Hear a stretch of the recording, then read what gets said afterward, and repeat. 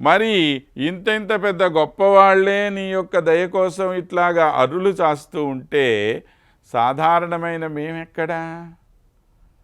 మాకు మాత్రం నీ దయ కావాలి అని చెప్పి అనుకోమా? ఆ దయ మా మీద ఉంటే ఎంత బాగుంటుందో అని చెప్పి మేము అనుకోకుండా ఉంటామా? కనుక ఈ ప్రేమతో నిండినటువంటి ఆ బిందువులు ఏవైతే ఉన్నాయో ఐశ్వర్యోద్గమగద్గదై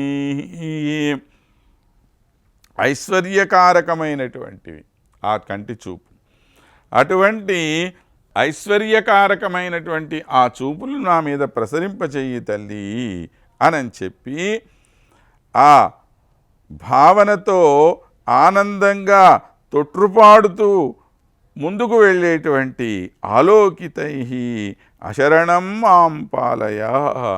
శరణహీనుడైనటువంటి వాడిని ఎవరు నా మొహం చూసి నన్ను దగ్గరికి పిలిచేవాళ్ళు లేడమ్మా.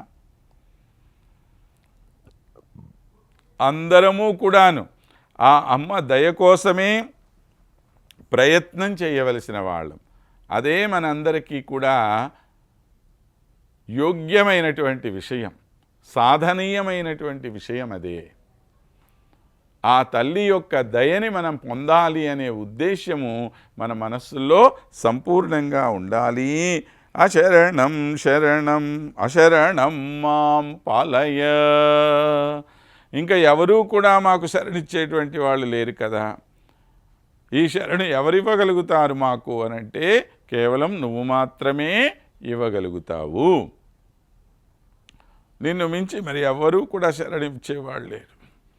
కాబట్టి ఆ శ్రీమన్నారాయణుడు అయినా సరే సాక్షాత్తు ఆయన కూడా మాకు నేరుగా శరణిచ్చేటువంటి స్థితిలో లేడు. అందువల్ల ముందుగా మేము నిన్నే శరణు వేడుతున్నాం. నీ యొక్క ప్రాపకంతో ఆయన వద్దకు పోవాలనే ప్రయత్నం మేము చేసుకుంటూ ఉన్నాం. కనుక నువ్వు ఈ విధమైనటువంటి ఉద్దేశ్యంతో మా మీద ఆ ఆనంద పూరితమైనటువంటి చూపులతో ఒక్కసారి చూస్తే అశరణం మాం పాలయ, మమ్మల్ని రక్షించదగినటువంటి తల్లివమ్మా నువ్వు. అటువంటి మహనీయురాలైన ఓ తల్లి, నీ యొక్క కృపా కటాక్ష వీక్షణాలని మా మీద ప్రసరింపచేయి అని చెప్పి ఆమెను మనం ప్రార్థన చేస్తూ ఉన్నాం.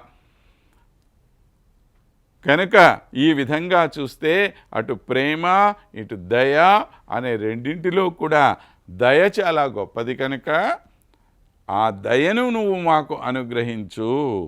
నీ ప్రేమ పొందినటువంటి శ్రీమన్నారాయణుడు ఎంతో గొప్పవాడైపోయాడు. సరే, ఆ ప్రేమ ఆయనకి ఇచ్చేసావనుకో, మా మీదేం చూపించాలి? దయా అనే గుణాన్ని చూపించు, మమ్మల్ని ముందుకు తీసుకొని వెళ్ళు అని చెప్పి ప్రార్థన చేస్తున్నారు. వారితో పాటు మనందరం కూడా అమ్మని ప్రార్థన చేసుకుంటూ మరొక ఎపిసోడ్లో మరలా కలుద్దాం. స్వస్తి.